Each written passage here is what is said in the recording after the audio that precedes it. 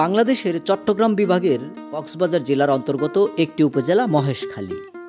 বাংলাদেশের একমাত্র পাহাড়ি দ্বীপ হওয়ায় এর প্রাকৃতিক সৌন্দর্য রয়েছে, ভিন্নতা আছে দেখার মতো চোখ জোড়ানো নানা জায়গা।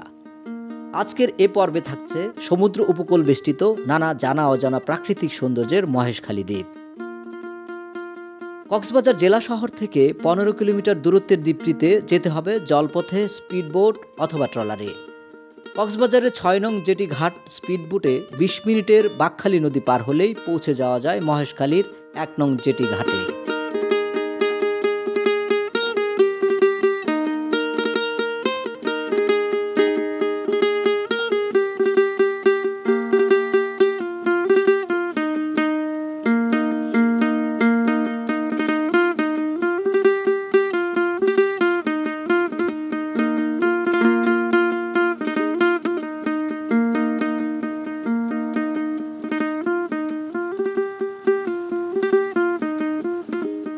362.18 বর্গ কিলোমিটার আয়তনের মহেশখালী দ্বীপটিতে দেখার অন্যতম একটি জায়গা শুটিং ব্রিজ। মহেশখালী নিয়ে ডকুমেন্টারি এ পর্যায়ে আছি আমরা মহেশখালীর শুটিং স্পটে। খুবই আলোচিত এই জায়গাটি, দেখতে যেমন নান্দনিক, পাশাপাশি এটার সৌন্দর্য আপনাকে মুগ্ধ করবে।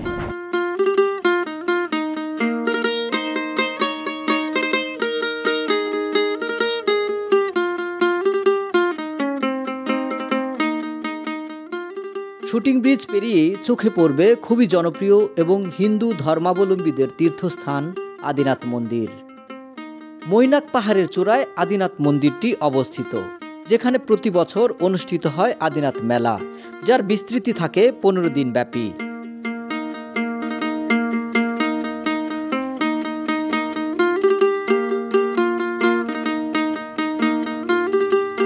আমরা চলে এসেছি আদিনাথ মন্দিরে।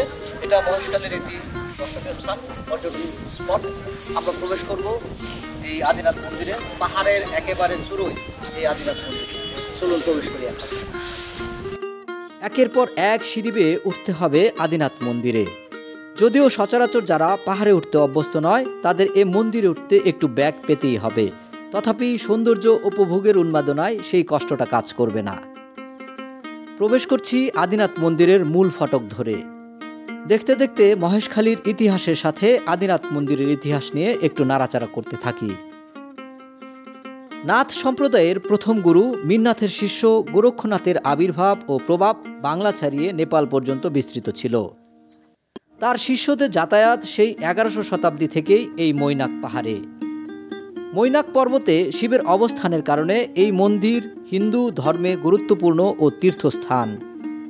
লোককাহিনী মতে মৈনাক পাহাড়ে শিবের আবির্ভাব ঘটেছিল ত্রেতা যুগে।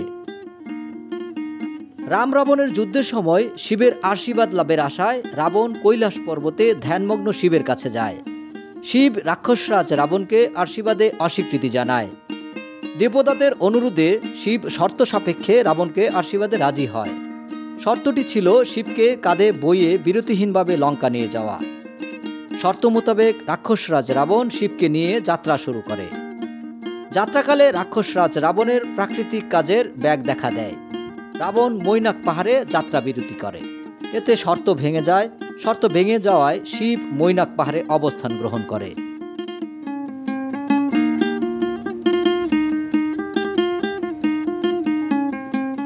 মহেশখালী দ্বীপ আর সমুদ্রের মাঝখানে আদিনাথ পাহাড়টির নাম মৈনাক পাহাড়। এই আদিনাথ মন্দির সমুদ্র স্তর থেকে 288 ফুট উঁচুতে অবস্থিত। আদিনাথ মন্দিরটি হিন্দু ধর্মাবলম্বীদের একটি গুরুত্বপূর্ণ তীর্থস্থান। এখানে দক্ষিণ এশিয়ার একমাত্র একটি বৃক্ষ পারিজাত রয়েছে, যা বছরে একবার পুষ্পমণ্ডিত হয়। এটি নাকি স্বর্গের বৃক্ষ।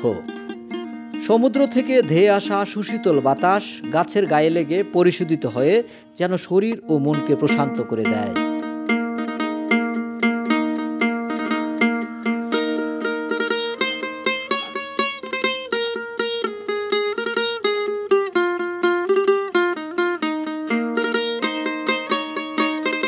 আদিনাথ মন্দির থেকে বেরিয়ে আরও খাড়া পাহাড়ের সিঁড়ি বেয়ে উপরে উঠলে দেখা যাবে অষ্টাভুজারূপী দেবী দুর্গার একটি মন্দির।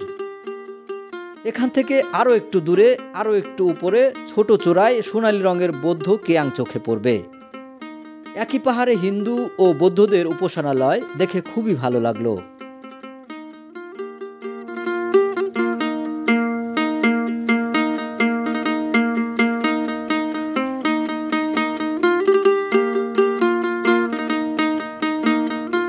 পাহাড়ের উপর থেকে নিচে তাকালে ভয়ে বুক শুকিয়ে আসে, তারপরও অদেখা সৌন্দর্য ভয় কাটিয়ে সাহস যোগায়, দেখার তিয়াসা যেন আরো বাড়ে।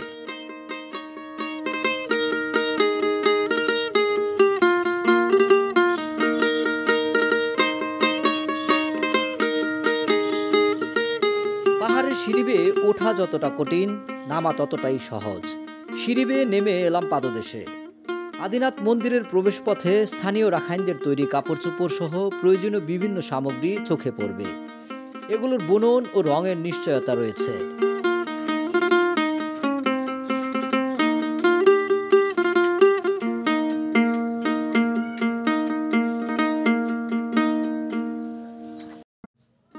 আদিনাথ মন্দির থেকে আমরা চলে যাব মহেশখালীর বড় বৌদ্ধ কিয়াং স্বর্ণ মন্দিরে।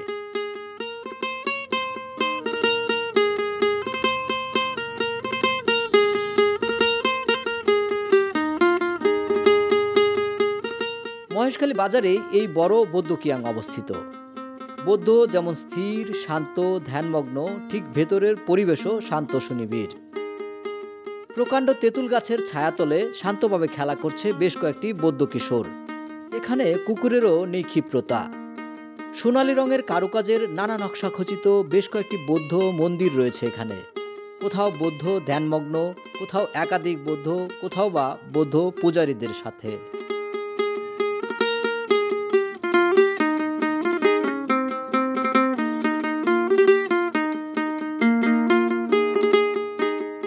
টিনের বহুতলা ঘর দেখলে মনে হবে হয়তো নেপাল বা ভুটানের কোনো বাড়ি ঘর। না, এটি বাংলাদেশ।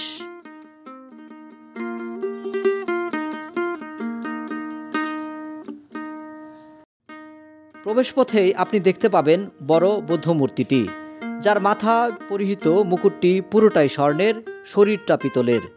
এছাড়াও বৌদ্ধের আরও নানান মূর্তি আলাদা আলাদা মন্দিরে স্থাপিত আছে।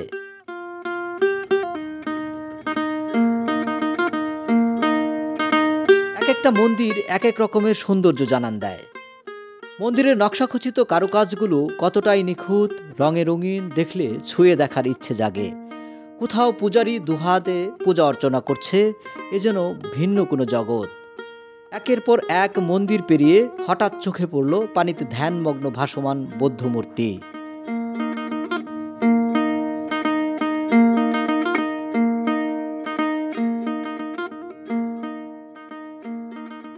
এখানকার নীরবতা ভয়ের উদ্রেক এনে দেয়। বৌদ্ধ মন্দিরের বিভিন্ন পশু পাখির মূর্তি বিভিন্ন আধ্যাত্মিক প্রতীকী অর্থ বহন করে।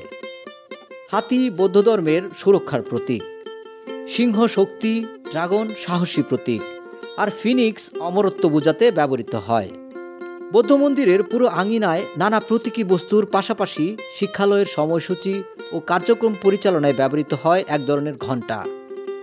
ঘণ্টাটি বেজে উঠলে সবকিছু যেন আরো নিস্তব্ধ হয়ে ওঠে।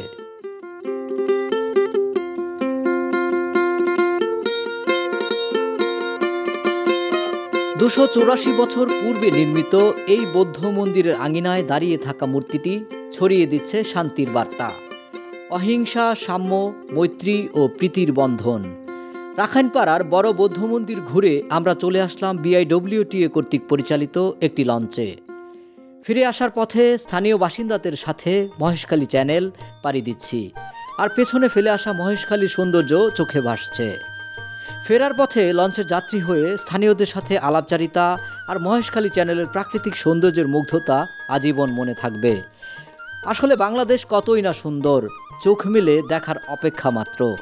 আসুন দেশকে জানি। এ দিয়েই শেষ করছি মহেশখালী দ্বীপ নিয়ে আজকের আয়োজন। দেখা হবে নতুন কোনো জায়গায়, নতুন কোনো গল্প নিয়ে। সবাই ভালো থাকবেন, ভ্রমণ করুন বাংলাদেশ।